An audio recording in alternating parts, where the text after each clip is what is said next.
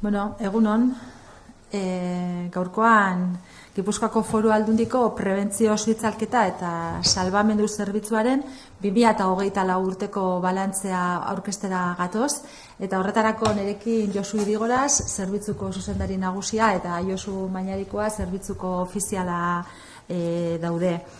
Esan behar dugu, 2024a jarduera altuko urtea izan dela, aurreko urtearekin aleratzen baldin badugu, 10%ean igo zirelako esku hartzeak, zerbitzuaren esku hartzeak, eta horrek esan nahi du bataz beste Gipuzkoako suhiltzaile etxe bakoitzak egunean behintzat zerrekin bat izan zuela, ez? Esku hartze bat izan zuela eta horri erantzun behar izan ziola. Baina baita ere aipatu behar da, eta nabarmendu nahi dut, igoera hau egon den arren, esku hartze hauen eraginkortasuna, aktuazio denbora optimoa eta baita zerbitzuaren gaitasun operatiboa ere mantendu direla. Horregatik, baita ere uste dut nabarmendu behar dela zerbitzu honek gure lurraldearentzat daukan garrantzia. Gure segurtasun eta ongizaterako oinarrizko zerbitzu bat dalako.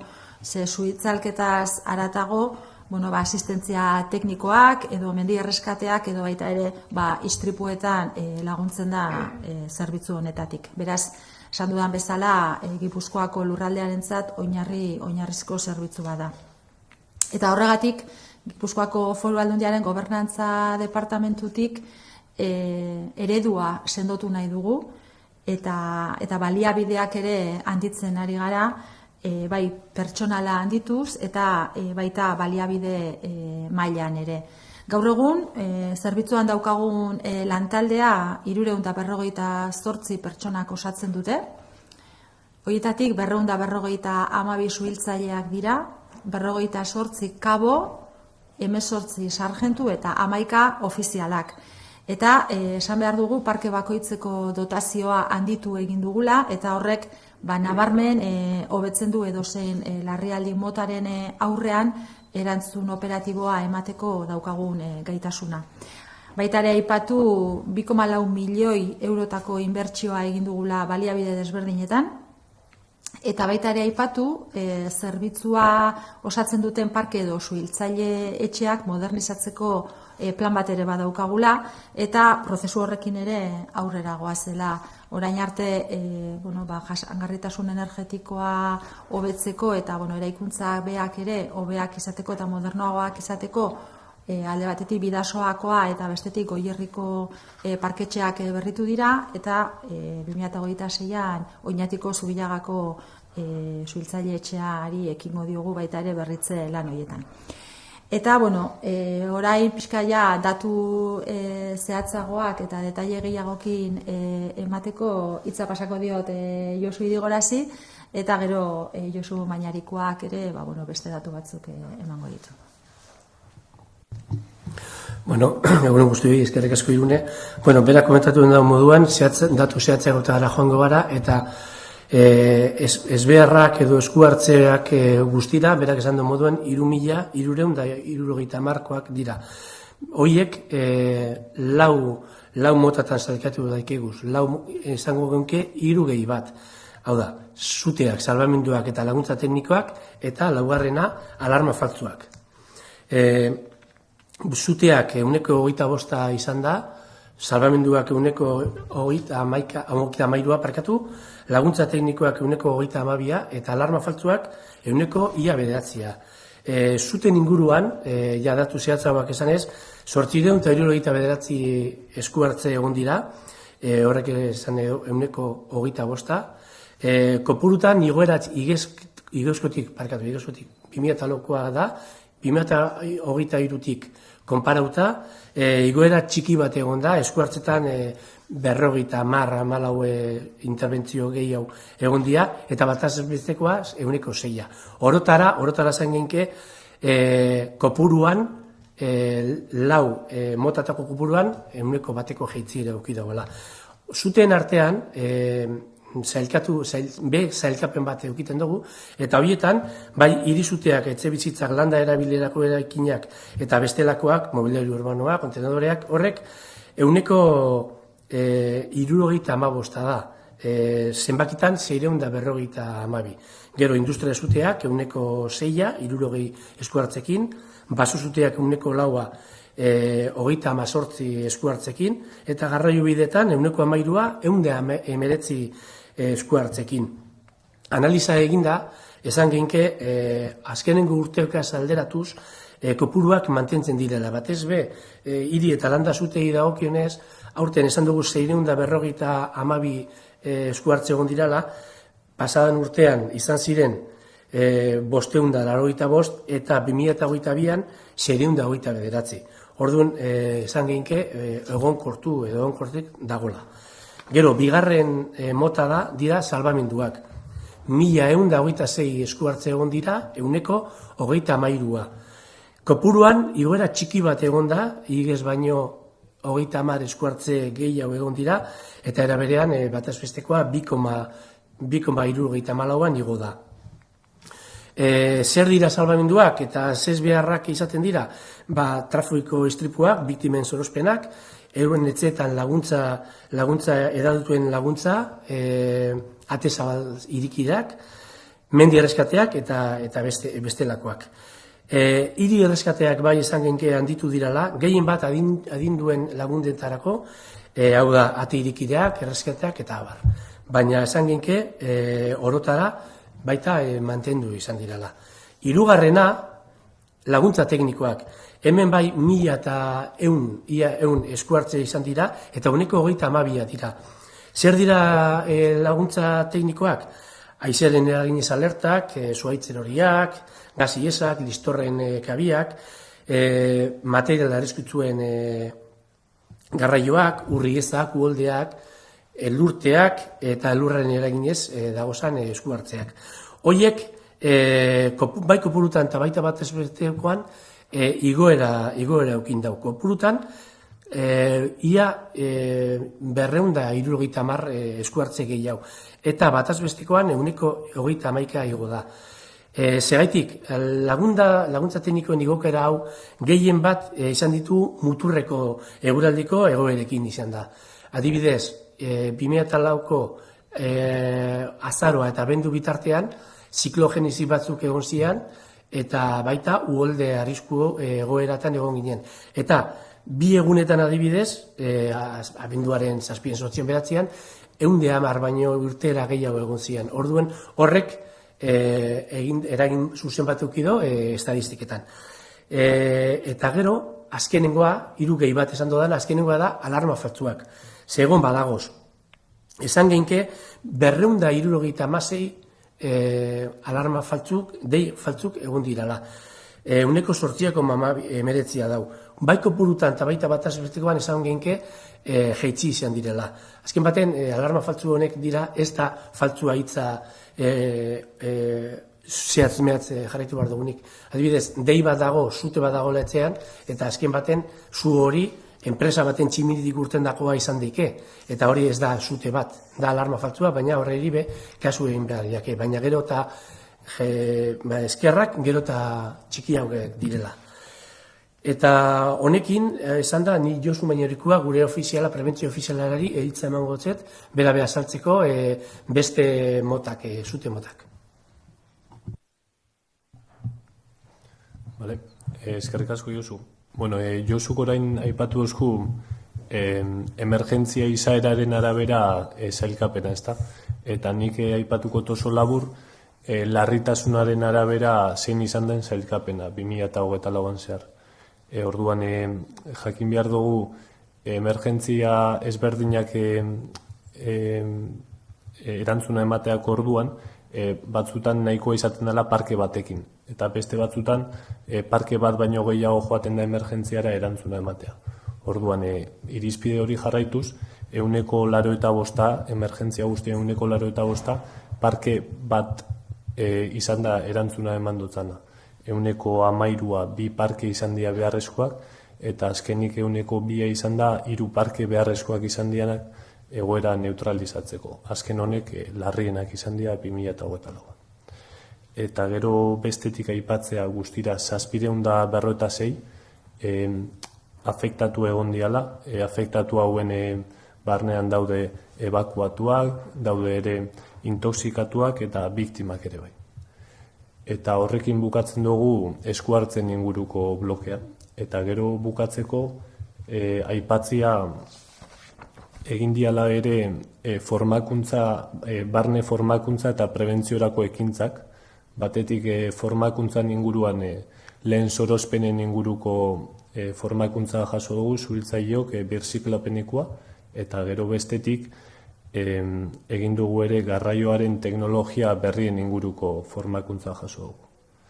Eta gero prebentzioari lotuta ekintza ezberdinak egin dira, adibide bezala, eskoletara junga, emergentzien inguruko prebentzio divulgazio ekintzak egitera, eta arrisku puntu ezberdinetara junga Gipuzkoan zehar, erregistratu eta bertan emergentzia bat egotearen kasuan gure erantzuna hobetzeko helburuarekin. Ondo, eskerrik asko Josu, eta nik agerraldi hau barkatu. Bai, paradu, azkenean, baita geratzen da bloke bat zu komentatu duzuna eta datu zehatzagoak emoteko inbertsioen inguruan. Inbertsioen inguruan bai esan genken 2024an Zuhiltele zerbitzuak 2.400.000 euro baino gehiagoko inbertsioa egin dula. Aurrekontu zenbakori dagokionez, eta aipagarria batzuk aipagarria direnez, zuhiltzaile traje barriak erosi duguz, eta eurek 774.000 euroko kostua eukidabe. Zuhiltzaile berrien langile operatibo guztien egiturazko eta zuterezko traje berriek danak erabiltzen ari direnak. Gero Josuke azalduko ditu baita beraien interesgarriko gauzak, baina esanik adinagoak, askoz estres terminorako hobeagoak eta baita prestatuagoak direnak. Hortaz aparte, eta baita deigarria dana, da bestalde 2.000 horietatik ia milioi eta pikuko inbertsioa 3 ibilgailutan egin dugu. Gure ibilgailu flota berrizte nahian, hiriponpa astun bat erosi da, bera Korostiko zuhiltzaile etxetara bideratu dana, pompa inude bat, 7.250 litroko kapazitatea daukana, bera Bidasoako zuhiltzaile parkean dago, eta azkenik basozutean inguruen moduloa Zuiako zuhiltzaile etxerako. Guztira, esan dugunez, 877.000 euro lehenengo bi ibilgailuak eta azkenengo 3 basozutean Zuiako etxera doana, 311.000koa. Beste inbertsio batzuk egon dira, baina deigarriak honek dira. Eskerrik asko. Eta orain bai uste bukatzeko agerraldia, nik eskerrak eman nahi ditut. Eskerrak zerbitzua osatzen duten pertsona guzti horiei, ez?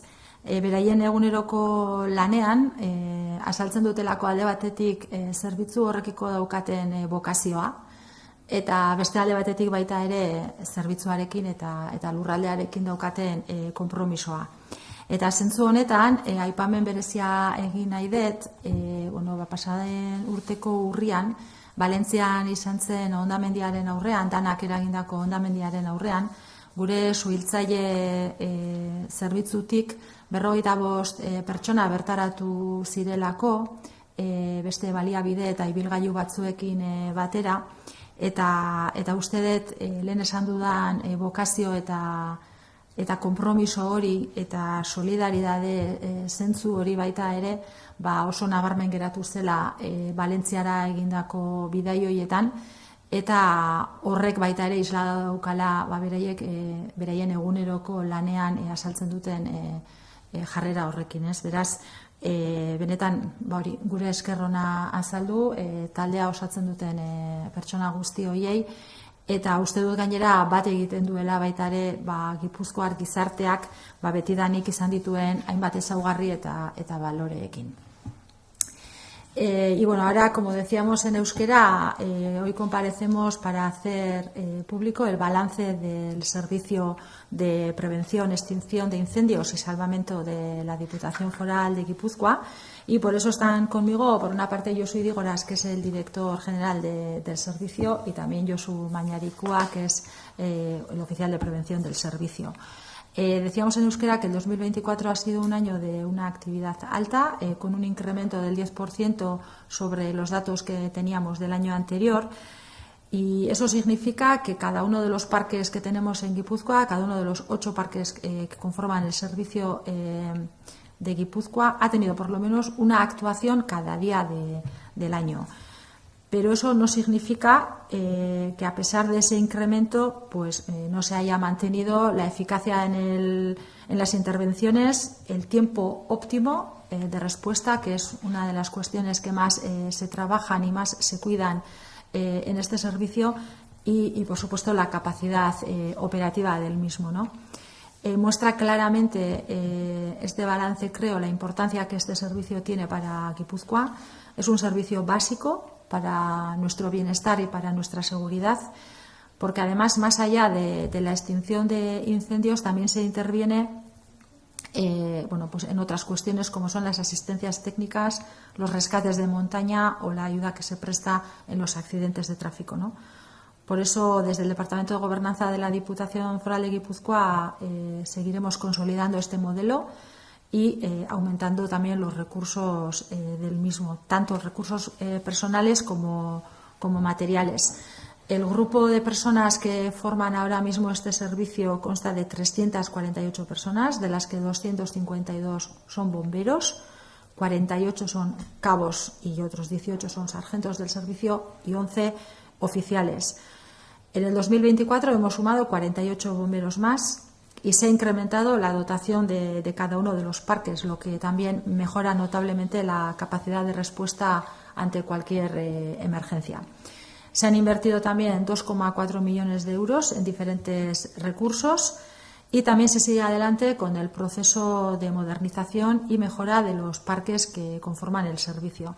Ya se han finalizado las obras de rehabilitación energética del Parque de Bidasoa y también el de Goierri, y en el año 2026 se acometerán las obras para la mejora del Parque de Zubillaga en Oñati.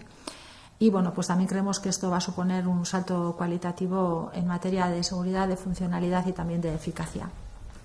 Y ahora le paso la palabra a Josu Idigoras para que facilite datos más generales, y luego a Josu Mañaricua para que facilite datos más detallados de las intervenciones. Muchas gracias, Irune. Como comentaba Irune, las intervenciones han sido 3.370 en total. Ha sido un 10% más que el año pasado. Las podemos catalogar en 4 categorías, que son fuegos, salvamento, asistencias técnicas y una cuarta, que son las falsas alarmas. Por ir concretando en cada una de ellas, en los fuegos han sido 869 intervenciones. Ha habido un pequeño incremento en las intervenciones este año, y tanto en intervenciones como tal y en el tanto por ciento. Pero vamos, no ha habido tanta diferencia con el 2023. En cuanto a la catalogación de los fuegos, podemos decir que tanto en los fuegos industriales en los fuegos industriales, en los fuegos interiores, en los fuegos de mobiliario urbano, ha habido unas 652 intervenciones. Tanto en estas como en las del año anterior, hemos notado que en los años se han estabilizado y se están manteniendo estos tantos por ciento y este número de intervenciones. En la segunda materia podemos decir, en salvamento, que ha habido 1.126 intervenciones. Ha subido muy en números. Ha habido 30 intervenciones más que el 2023. Dentro de lo que es el salvamento, podemos decir que encontramos accidentes de tráfico, rescate de víctimas, apertura de puertas, etcétera, rescates en montaña y otros que los catalogamos en este sentido.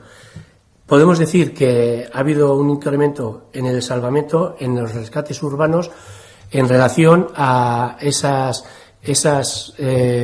rescates que se tienen que hacer por el tema de las personas mayores o el tema de personas inválidas que necesitan ayuda para acudir a sus centros o para cualquier otra cosa. En cuanto a las asistencias técnicas, aquí sí ha habido un incremento sustancial, han sido 1.099 asistencias este año por 835 que hubo el año pasado. Podemos decir que la razón de ello es que dentro de las asistencias técnicas tenemos las producidas por las alertas por vientos, por ramas caídas, escapes de gas, nidos de avispas, material peligrosos, luego también inundaciones y con la deriva que llevan las inundaciones. Y luego también todo lo que conlleva el tema de las precipitaciones, tanto de nieve como, lo que comentaba antes, de lluvia. Todas estas, este año, el año 2024, hemos tenido bastantes episodios de alertas, tanto de viento como de lluvia y de posibilidad de inundaciones, y ello ha derivado que, por ejemplo, entre noviembre y diciembre, en varios días se centralizaron 110 intervenciones en uno y 95 en otro. Por ello es la subida en esta materia. Y luego en la cuarta son las falsas alarmas, que hemos tenido 276 falsas alarmas, que son el 8,20 del total de las intervenciones. Tanto en intervenciones como en tanto por ciento podemos decir que estas falsas alarmas pues han bajado.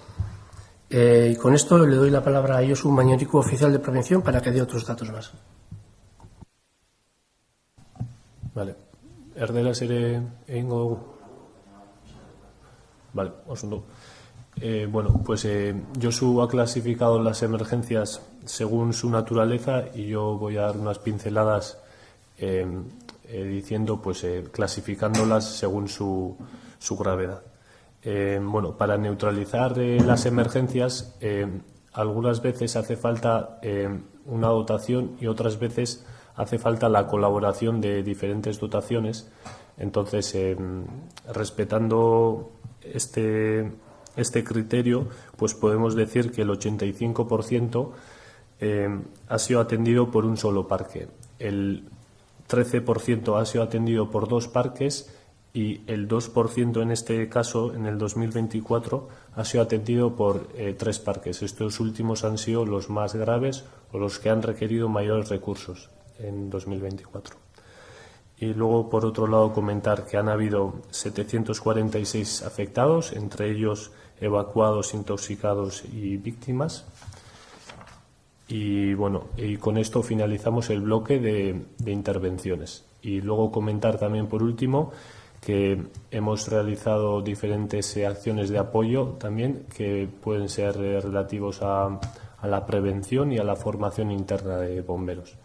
Respecto a la formación interna, se han realizado principalmente 2 formaciones relativas relativas a las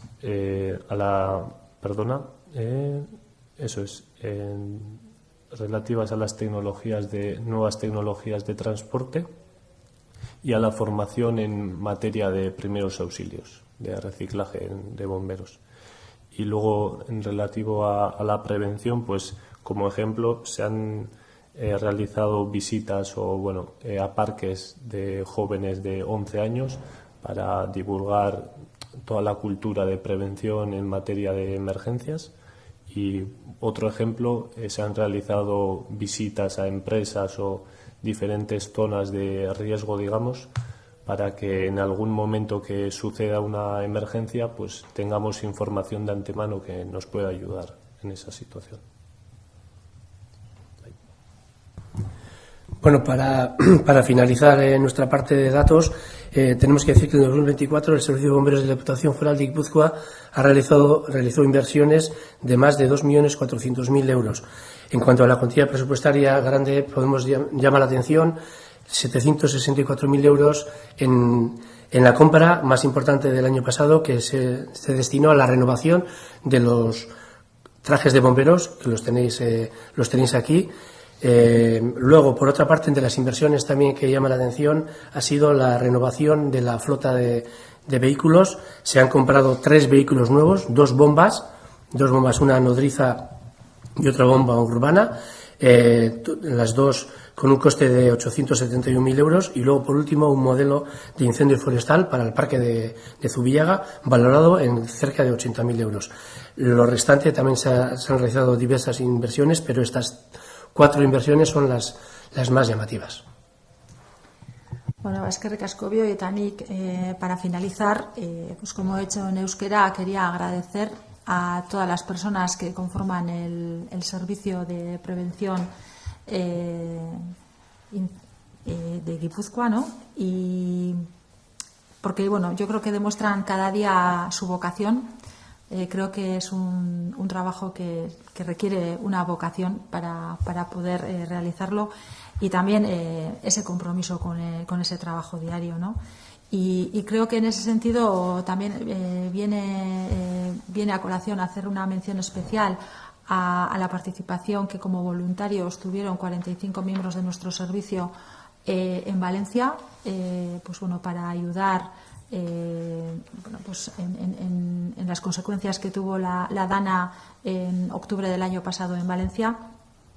Y bueno, como he dicho, se movilizaron 45 personas acompañados de vehículos y otros recursos materiales a aquella zona, y bueno, pues eso también creo que demuestra pues esa vocación y esa solidaridad de los miembros de nuestro equipo, ¿no?